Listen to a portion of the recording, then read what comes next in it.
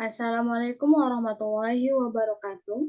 Kami dari kelompok 4 ingin menjelaskan modul praktikum pengenalan objek dalam R. Mungkin langsung saja kepada Rafli, dipersilakan. Di sini kami akan menjelaskan terkait kode yang telah kami pelajari di praktikum. Yang pertama ada di baris ke-9, yaitu mendefinisikan objek menggunakan tanda panah ke kiri. Nah, tanda panah ke kiri ini merupakan operator di R yang digunakan untuk memberikan nilai ke sebuah variabel. Lalu dilanjutkan ke baris ke-14 menggunakan tanda sama dengan. Sama saja fungsinya, yaitu untuk memberikan nilai ke sebuah variabel. Lalu lanjut lagi ke baris ke-18 menggunakan perintah assign. Fungsi assign di sini yaitu memberikan nilai kepada sebuah variabel dengan menggunakan nama variabel sebagai string. Terus lanjut lagi ke baris 22 menghapus objek tertentu di dalam R. Eh, itu kita menggunakan fungsi rm list digunakan untuk menghapus objek atau variabel dalam R, dan juga argumen list sama dengan objek buka kurung kurung akan menghapus semua objek yang ada dalam environment R saat ini. Lanjut kita ke vektor. Pada baris 28 kita menggunakan fungsi C buka kurung kurung yang digunakan untuk membuat vektor dengan beberapa elemen numerik. Lalu itu lanjut lagi ke data kedua di baris ke-35. Itu juga sama saja. Fungsi C-nya tapi kali ini digunakan untuk membuat vektor dengan elemen string. Lalu itu ada operasi logika di baris ke-42 yang akan menghasilkan nilai boolean true atau false. Tapi karena di sini logikanya benar gitu, output yang dihasilkan adalah true. Lanjut lagi ke baris ke 9 itu fungsi as.date itu digunakan untuk mengkonversi string yang mempresentasikan tanggal menjadi tipe data dalam R. Lalu kita lanjut ke baris ke-56. Di situ ada beberapa gabungan jenis data dalam vektor. Jadi kode ini menuliskan nama variabel data 5 yang akan menampilkan vektor yang berisi elemen-elemen tersebut. Namun karena itu gabungan dan lebih didominasi oleh string, maka akan diubah semuanya jadi string gitu. Kita lanjut lagi ke baris 64. Itu ada pengecekan vektor khusus. Udah digabung ya? Oh, jadi kita vektor khusus. Jadi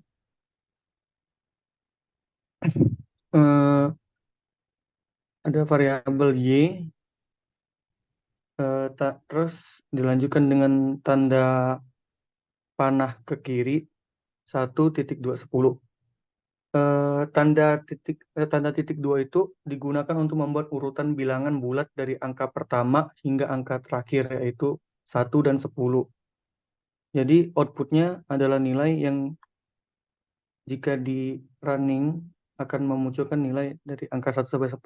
Lanjut kita ke kode selanjutnya, itu ada X tanda panah ke kiri sec. Itu digunakan untuk fungsi sec sendiri digunakan untuk menghasilkan urutan angka. Terus kita kan ada from sama dengan 0 tuh. Itu digunakan untuk memulai dari angka 0, terus to min 20, itu berakhir di angka min 20. Terus ada by min 2. dengan langkah interval sebesar min 2. Jadi outputnya itu ada 0, min 2, min 4, min 6, min 8, sampai min 20. Terus kita lanjutkan ke baris 80, itu masih menggunakan fungsi sek buka kurung tutup kurung yang digunakan, yang sama saja digunakan untuk membuat urutan angka. Namun saat di dalam kurung yang awalnya adalah satu, ya, angka satu yang bermaksud adalah angka awal dari urutan, dan 10 itu angka akhir dari urutan. Terus ada like dot out sama dengan 5 itu untuk menentukan bahwa urutan harus dibagi menjadi 5 elemen yang terdistribusi secara merata antara 1 dan 10. Jadi nilai-nilai yang ada di antara 1 dan 10 itu harus dibagi 5 gitu. Tapi harus merata.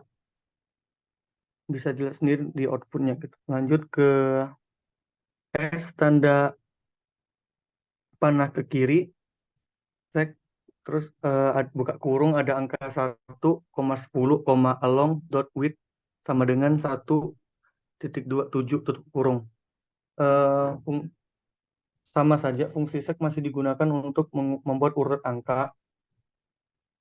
Eh, Namun parameter kali ini adalah along dot width.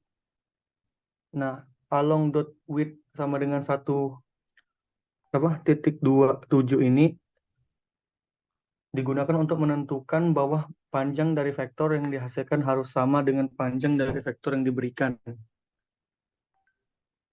Jadi 1,7 ini memiliki panjang 7 gitu, dari 1 sampai 10.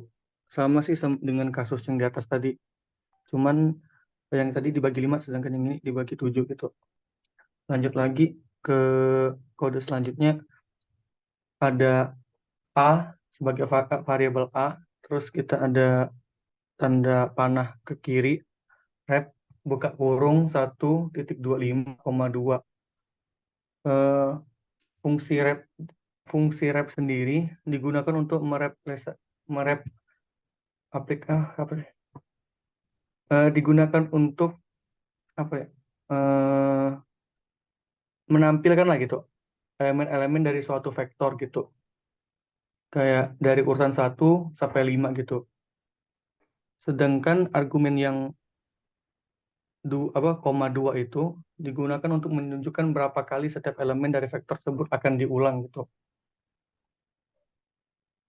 Lanjut lagi ke ini, ke kode selanjutnya, menggabungkan elemen-elemen dengan tanpa pemisah. Di sini ada variabel B, terus ada fungsi apa fungsi paste, terus buka kurung ada string A gitu sampai 1 sampai 4 gitu. Jadi digunakan untuk menggabungkan gitu string tadi, namun urutannya ada angka dari rangku 1 sampai 4 gitu. Bisa dilihat dari outputnya gitu. Terus ada menggabungkan string A dengan angka 1 hingga 4 menggunakan pemisah tanda strip gitu. Nah, di situ kan ada fungsi paste juga gitu. Ya, digunakan untuk menggabungkan beberapa komponen dengan argumen sep menentukan karakter pemisah yang digunakan antar komponen gitu. Yang sama kayak tadi gitu, A-nya itu string gitu. Sedangkan 1 sampai 4, 1,24 itu urutan angka 1 sampai 4 gitu. Jadi, tapi di sini ada penambahan gitu, ada sep yang sama dengan strip gitu. Jadi itu tuh sebagai tanda hubung gitu, yang digunakan untuk pemisah dari string dengan urutan angka tadi gitu. Jadi outputnya jadi A strip 1, A strip 2 gitu. Lanjut ke matriks. Sini ada variabel Y gitu, 1 sampai 12. Tapi di sini kita buat vektor dulu. Dibuat vektor dari 1 sampai 12. Lalu ada dim tanda apa sih, tanda panah ke kiri, C buka kurung 3,4. Itu maksud dari 3,4 itu berarti kita mengatur Y menjadi matriks dengan 3 baris dan 4 kolom. Lalu lanjut lagi ke Y matrix, itu fung- eh, untuk menentukan bahwa data yang digunakan untuk mengisi matriks adalah vektor Y. Jadi dia ditulis di Y matrix 1 gitu. Sedangkan yang n row sama dengan 4 itu digunakan untuk menentukan baris matriks, bawah matriks akan memiliki 4 baris gitu.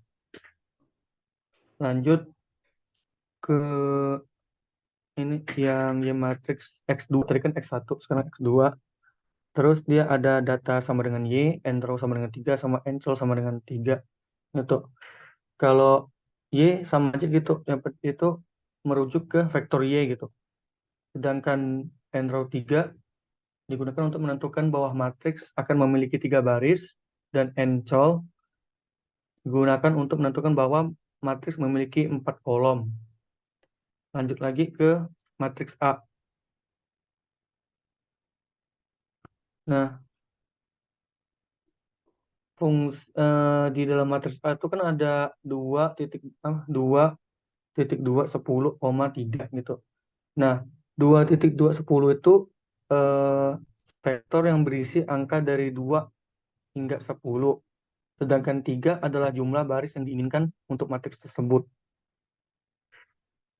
Lanjut lagi ke matriks B, itu sama seperti matriks A juga gitu kan. Berarti eh, itu ada angka 5 sampai 13 dan juga 3 baris gitu.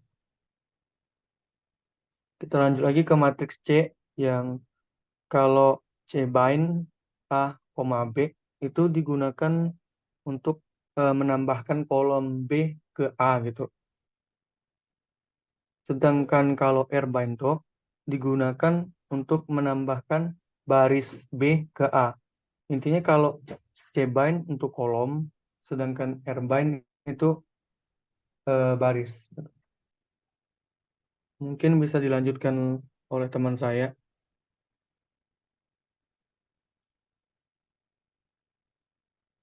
Selanjutnya ada array di sini.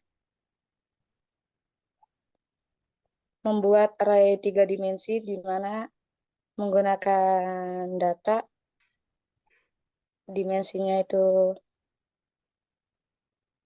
3 ya di sini. Dan data itu dari 1 sampai 24.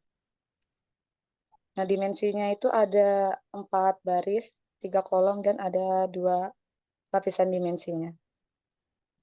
Dan dilanjutkan dengan mengakses elemen baris kedua, kolom ketiga, dan lapisan ke-1.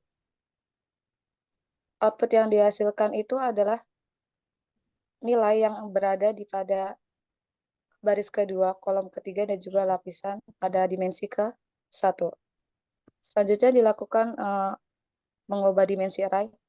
Di array ini juga bisa melakukan pengubahan dimensi yang awal itu dimensinya ada barisnya 4, kolomnya 3, dan lapisan dimensinya 1, dan ini bisa diganti menjadi barisnya 2, kolomnya 6, dan juga ada lapisan dimensinya 2. Berikut merupakan output yang dihasilkan. Next.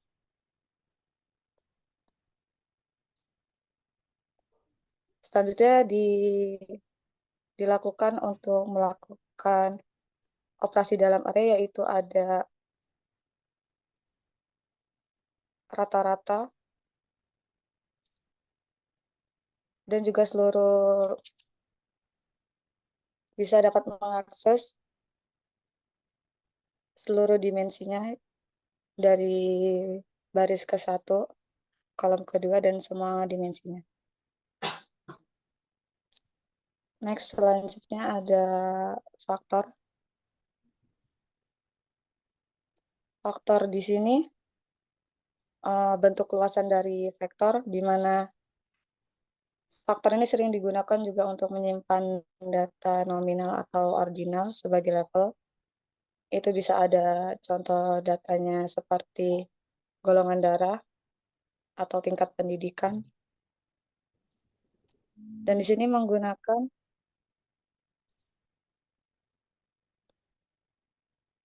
warna ya di sini. Di sini membuat faktor ordinalnya, yaitu dengan tingkat pendidikan, ada SMA, S1, S2, S3, dan dilanjutkan dengan warna, pemberian warna, yaitu ada merah, biru, hijau, dan faktor ini bisa diubah menjadi vektor karakter dengan menggunakan quote char vektor atau garis kanan ke kiri karakter. Selanjutnya ada data frame. Data frame ini merupakan struktur data dengan satu kolom yang memiliki tipe kelas yang sama, namun kolomnya juga dapat berbeda dan memiliki tipe kelas juga yang berbeda. Nah, di sini kami membuat data frame itu ada dua ya,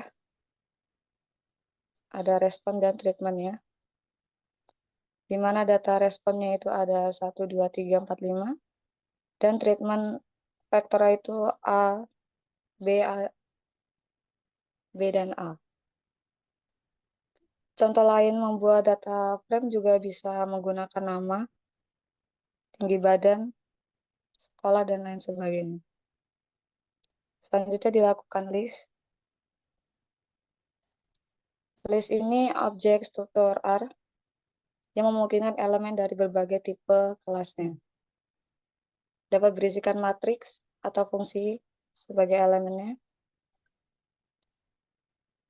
Di sini pada kode ini membuat list. Ada number, ada lettersnya, matriks data, dan juga ada barisnya. Pada list ini juga dapat mengakses elemen dengan nama, yaitu pada number tadi, dengan ditambahkan kode dolar. Selanjutnya bisa mengakses elemen dengan indeksnya, yaitu bisa dengan list kurung kerala 2, dan dapat mengakses elemen dalam list yang dinyatakan sebagai list lain. Dan pada struktur data list ini juga dapat menambahkan elemen baru, new elemen ya, dan juga bisa menghapus elemen, mengubah elemen, dan menyusun data dengan list untuk membuat beberapa data frame. Next. Berikut merupakan output yang dihasilkan. Selanjutnya ada ini menyusun data dengan list itu membuat beberapa pada data frame, yaitu kita menggunakan data frame 1, 2, dan 3, di mana masing-masingnya terdapat nilai ID dan value-nya. Pada tahap ini bisa menggabungkan serta mengakses juga data frame dalam listnya, dan dapat dihasilkan output dari kombinasi list yang sudah dilakukan. Next.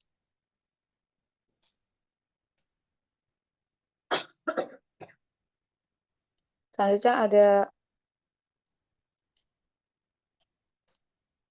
membuat data frame ini. Pada data frame ini kami menggunakan ada ID, ada namanya, ada umur, dan juga ada skor nilainya. Untuk menampilkan data frame-nya, cukup dituliskan kode data yang telah diinputkan. Pada data frame juga dapat menambah kolom baru, yaitu status pada kode yang kami gunakan. Dan dapat juga menambahkan baris baru yang berisi dengan data baru, yaitu ID-nya, umur, skor, status. Dilanjutkan dengan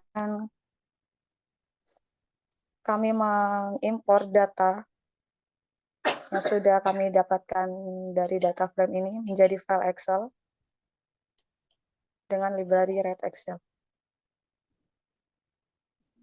Next.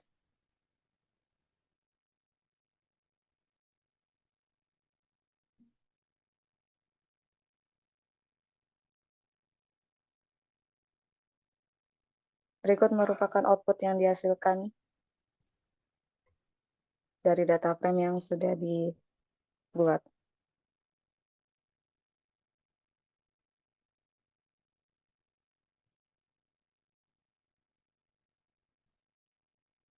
Selanjutnya bisa dilanjutkan dengan teman saya.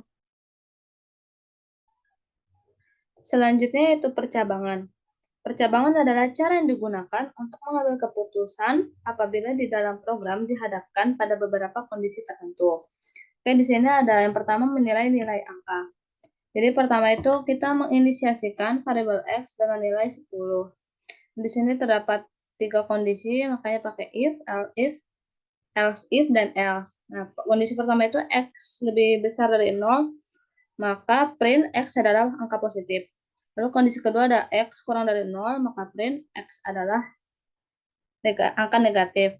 Lalu selain kondisi pertama dan kondisi kedua, maka print X adalah 0. Karena X adalah 10 dan memenuhi kondisi yang pertama, maka outputnya adalah X adalah angka positif. Oke, kedua, menilai kondisi boolean. Di sini kita menginisiasikan is raining dengan ekspresi true. Nah, di sini if is raining, kita kalau dia true maka print bawa payung. Kalau false berarti tidak perlu payung. Karena kita sudah menginisiasikan is raining itu true, maka outputnya adalah bawa payung. Lalu selanjutnya menggunakan kondisi kompleks. Di sini kita menginisiasikan variabel X dengan nilai 25. Lalu ada variabel has ID dengan ekspresi itu true. Nah, di sini ada 3 kondisi. Yang pertama itu menggunakan operator logika N. Di sini ada 2 kondisi dalam satu ini. Yang pertama itu H-nya itu lebih besar dari sama dengan 18 dan has ID. Nah, ini apabila memenuhi keduanya, apabila keduanya true, maka print Anda dapat membeli rokok. Lalu kondisi kedua yaitu H kurang dari 18. Nah, kalau dia kondisinya memenuhi, maka print Anda terlalu muda untuk membeli rokok. Nah, apabila selain dari kondisi-kondisi yang tadi, maka print Anda perlu menunjukkan ID. Karena di sini dia H dan has ID-nya itu memenuhi kondisi yang pertama, maka outputnya adalah Anda dapat membeli rokok. Lalu selanjutnya pernyataan if dalam fungsi. Di sini kita membuat fungsi check egg dengan menerima parameter yaitu egg. Nah, di sini di dalam fungsi ini kita membuat percabangan if di mana H-nya itu kalau lebih besar dari sama dengan 18 akan mengembalikan nilai dewasa. Kalau selain itu maka akan mengembalikan belum dewasa. Lalu di sini kita memanggil fungsi check H. Ini 2 kali manggil. Yang pertama print check H 20. Jadi 20 ini dimasukkan ke dalam parameter H-nya ini fungsi yang tadi. Nah, karena 20 itu lebih besar dari sama dengan 18, maka outputnya dewasa. Lalu untuk print check X dengan parameter 16, karena dia kurang dari 18, maka outputnya belum dewasa. Selanjutnya menggunakan if else untuk vektor. Kenapa kita pakai if else dalam vektor? Karena kalau if itu dia tidak bisa langsung digunakan untuk vektor. Nah, di sini kita membuat variable numbers. Variable vektor numbers, di sini isinya ada elemennya ada 5, 12, 7, dan 19. Lalu kita juga membuat variable result. Di sini menggunakan if else, kondisinya itu numbers lebih besar dari 10. Jadi ini kondisi yang akan dicek setiap elemennya. Apabila true maka outputnya lebih dari 10. Kalau false itu berarti kalau selain itu berarti 10 atau kurang. Lalu print result. Ya, jadi output pertama yang dicek elemen pertama itu yang 5, karena 5 itu kurang dari 10 maka outputnya 10 atau kurang. Lalu 12 itu lebih dari 10, 7 itu 10 atau kurang, 19 itu lebih dari 10. Oke, mungkin selanjutnya bisa dijelaskan oleh teman saya Rian Bintang Wijaya. Baik, selanjutnya saya akan coba untuk menjelaskan di bagian tentang perulangan, di mana kita memiliki dua perulangan yang biasa dikenal, yaitu while dan juga for. Yang pertama kita akan membahas terlebih dahulu perulangan for, yang dimana for akan terus mengulangi atau melakukan perulangan tersebut hingga batas yang kita tentukan dari awal. Yakni yang pertama iterasi melalui vektor dengan kita memiliki atribut numbers di sini dengan datanya adalah 1, 2, 3, 4, 5. Lalu di sini dilakukan pengulangan number in numbers sehingga di sini akan melakukan print number. Jadi kita akan ngeprint number ini yang ada di dalam variabel numbers, yaitu ada 1, 2, 3, 4, 5 sehingga bakal terprint 1, 2, 3, 4, 5, 1, 1 seperti demikian outputnya. Lalu yang selanjutnya adalah iterasi melalui indeks. Di sini kita juga menggunakan for. Lalu di sini kita deklarasikan variabel names dengan isinya adalah Alice, Bob, dan Charlie. Di sini kita menggunakan for lagi, for i in sequence along dari variabel names. Jadi kita menggunakan sequence seperti yang tadi di atas sudah dijelaskan oleh Rafli.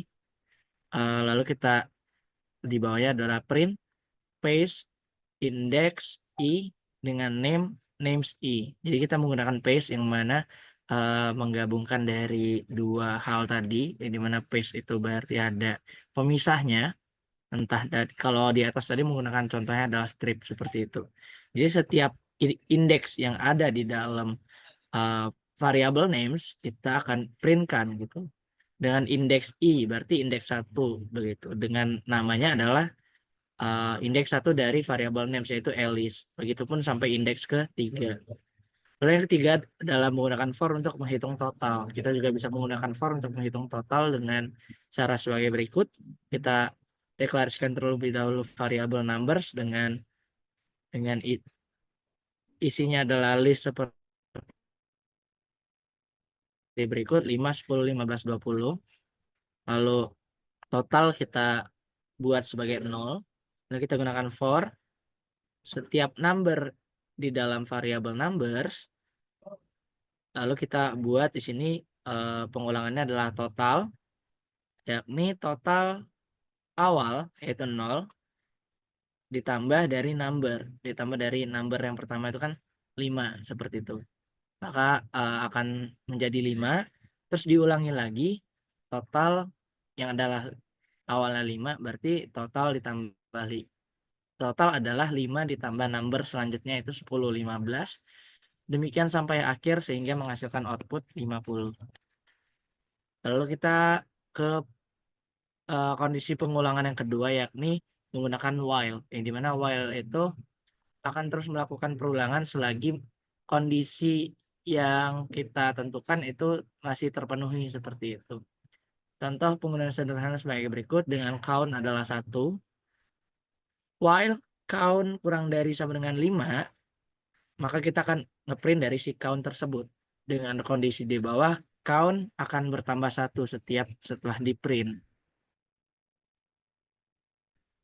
Maka kalau kondisi pertama, count itu kurang dari sama dengan 5. Ya, ini adalah 1 seperti itu.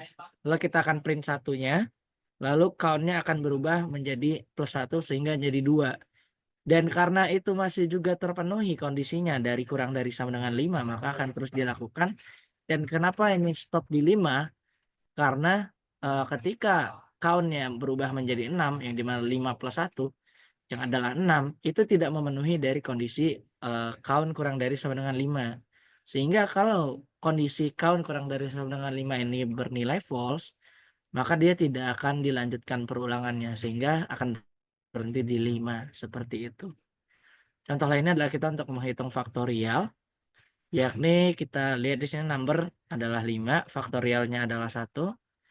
Lakukan perulangan while number lebih dari 1. Sehingga 5 kan lebih dari 1 sehingga dia akan melakukan perulangan. Lalu dilakukan faktorial dikali number sehingga number faktorial adalah 1, number dikali 5. lalu 5, lalu kita ulangi lagi, numbernya akan berkurang 1 menjadi 4. Karena masih 4 lebih dari 1, maka dia akan mengulangi lagi dengan faktorial awal itu adalah menjadi 5, dikali dengan number yang sekarang adalah 420 dan begitu seterusnya sehingga sampai pada akhirnya number menjadi angka 2. Seperti itu.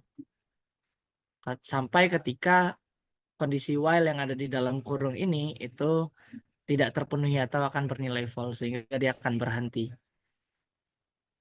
Lalu kita di sini untuk menghindari loop tak terbatas, counter 1, lalu while counter kurang dari sama dengan 5 sehingga dia akan terus melakukan perulangan dengan membatasi ini tadi counternya kurang dari sama dengan 5 sehingga tidak sehingga ada batasan. Itulah fungsi dari perulangan while seperti itu. Lalu selanjutnya kita dapat menggunakan break dan juga next untuk ketika melakukan kondisi perulangan. Di sini kita mencontohkan untuk menggunakan break seperti awal numbers 1 sampai 5. For number in numbers. Lalu di sini ada kondisi if number sama dengan 3, maka akan break. Jadi karena ketika elemen pertama dicek yaitu 1, dia tidak bernilai 3, maka akan terus. Lalu kedua, dia juga akan terus. Nah, ketika sampai di sini, karena dengan kondisi break ini tadi, dengan kondisi adalah if number sama dengan 3, yang mana adalah jika memenuhi dari kondisi boolean ini adalah true, maka dia akan melakukan break atau melakukan penghentian perulangan lebih awal, yang dimana seharusnya kalau contoh yang di atas tidak menggunakan break, dia akan terus sampai 1 sampai 5. Namun karena ada kondisi break yang dimana ada menggunakan if juga, dengan kondisi boolean di dalam kurung if ini, jika terpenuhi maka dia akan break. Jika 3-nya ada di sini bertukar posisi dengan 4, maka dia akan menjadi 1, 2, 4 baru stop. Seperti itu untuk penggunaan break. Lalu yang terakhir adalah penggunaan next, yaitu untuk melanjutkan iterasi ke iterasi berikutnya dari loop melewati sisa kode dalam iterasi. Sama seperti kondisi 1 sampai 5 angkanya numbers, kita menggunakan for number in numbers. Di sini ada kondisi if ketika modulo 2 ketika dibagi 2 tidak menyisakan sisa pembagian atau habis dibagi 2, maka akan melakukan next seperti itu.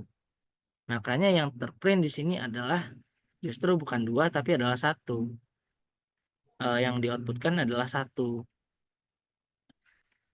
Dan ketika masuk ke 2, karena dia memenuhi kondisi if ini tadi, ketika 2 kan habis dibagi 2, yang mana hasil baginya adalah 0, maka dia akan langsung next sehingga menuju ke 3. 2 ini akan dilewati, tidak di print seperti itu.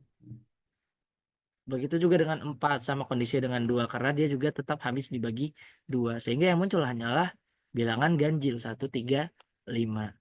Mungkin demikian dari penjelasan dari kelompok kami, kelompok 4 Komstat RA untuk penjelasan baris kode praktikum pada minggu pertama Komstat RA. Sekian dari kelompok 4 dan terima kasih.